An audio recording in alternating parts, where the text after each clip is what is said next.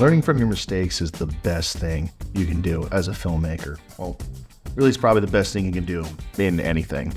And as I try to master this craft of lighting, especially with my addiction to lighting with natural light or minimal light sources, sometimes I feel like a wizard.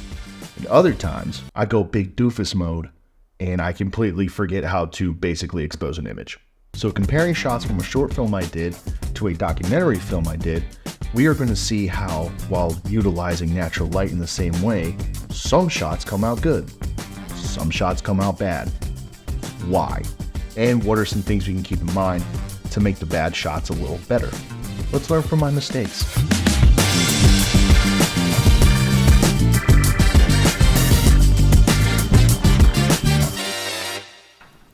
These are the two shots in particular that we're talking about. This is from my short documentary, The Last Shot. This, to me, is the good sequence.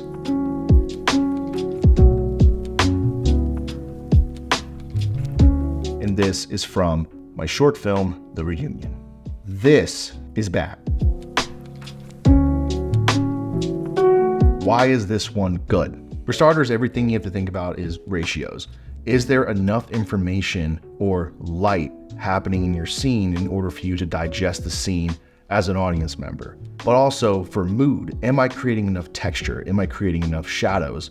Is there enough deliberate decision making in the cinematography itself to where everything looks like it was a deliberate choice, even though the only thing lighting Stan, the main character here, is the open garage door and the daylight spilling through. This open garage door is a massive key source. Once I exposed for that, and I knew what levels I wanted to come in to light his face, to light his tools, to light his weapon, it then just became, where am I placing the camera in order to play nice with these lights? Or what positions the stand had to take in order for me to be like, hey, that's a good shot, we should line up there.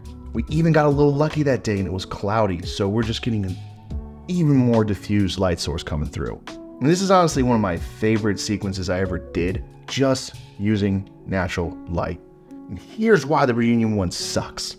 I wasn't the DP for the Reunion, but this is by no means the DP's fault. I need to make that super clear. In fact, the DP I had on the Reunion is a close friend of mine. We've collaborated on so much stuff before, and I've learned when I let this man flourish and I kind of take a seat back and just direct and work with the actors and think of the pacing and the framing more than the lighting while I'm directing, he and I can create some awesome stuff. I mean, look at Recurrence. Probably the prettiest thing I made, and he was the DP on that. I was a little more visually heavy-handed on the Reunion. I was very convinced of the style I wanted to go for. I was locked into this feel and this vibe. And as the director, I 100% steered my DP the wrong way. These shots do not have the information that a conversation requires. It is way too moody, and honestly, it just feels underexposed or just poorly shaped. Because I was a big stickler on the character being placed at an angle from the window, dropping ND, and also going heavy in the color grade. Now, these heavy shadows and this more stylized look works a little better in the montages, the musical montage and the close-ups, but for a conversation where story, performance, and understanding these people on a personal level, it feels way too edgy for what we were going for. What are things we can do in this shot to improve it?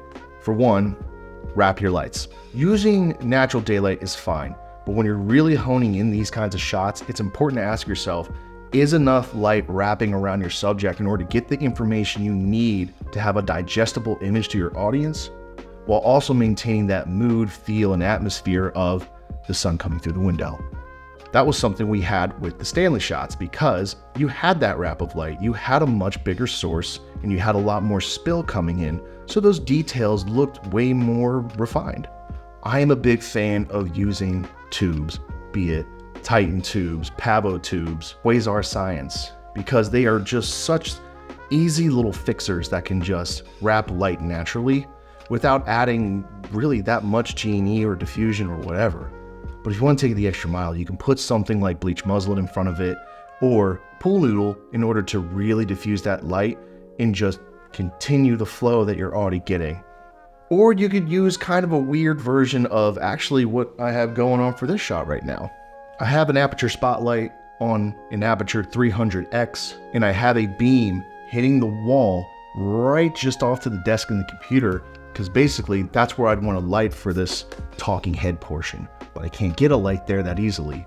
So I used a spotlight to shape what I would think is like an LED panel attached to the wall.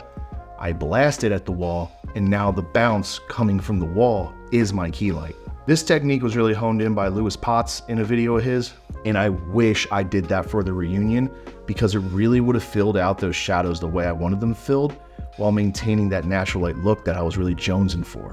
And I know that DP well. He probably would have done something like a cove light or another kicker or some kind of wrap. I know him, that's what he would have done. Overall, the last shot works way better in the cinematography space because we are combining tonality with also making sure we have enough information being shown in the shot itself. It's a better combination of mood, style, and storytelling. Whereas the reunion didn't work because of the following things. One, I was too heavy-handed in the cinematography department. If you're a director and you're going to be a director on set, be a director. Don't try to be a DP at the same time, because you're going to interfere with your DP's job. Also understand that not every shot has to be a moody Instagram pic. It's okay to add lights in, and to understand that shooting with natural light is challenging because it's not as bright as you think it is, and you're fighting the sun constantly all day. I'm not saying don't use it. There are plenty of short films I'm doing nowadays that only use natural light, but I'm elevating it now. Like I've said a million times with The Gray Sea, we use natural light for pretty much every scene, but we did take a small light and kicked it off the corner of the room in order to get a fill into the shadows and to just raise the overall levels of the look so I can control it more in post. That little effect gave me probably my favorite look of any film I've ever done. Being able to look at your own work and being able to tear it apart at a professional level is such an imperative skill in filmmaking. And I'm not saying absolutely just deprive yourself of all compliments and watch your work and be like, this is trash. How does anyone hire me? Yada blah blah blah blah blah. Approach it like you would another piece of work that isn't yours. Put your ego aside, but also put the temptation to just insult yourself aside. Sometimes you gotta learn from other people's mistakes to learn from yours. It truly is a skill, and I highly encourage you to look at some of your work and ask yourself, what could I have done to make it better? And then, the most important part, actually get out in the field, take what you have learned, and make something. Keep working, you'll keep getting better. This has been Davis with The Six Shop, and I'll see you on the next one. Goodbye.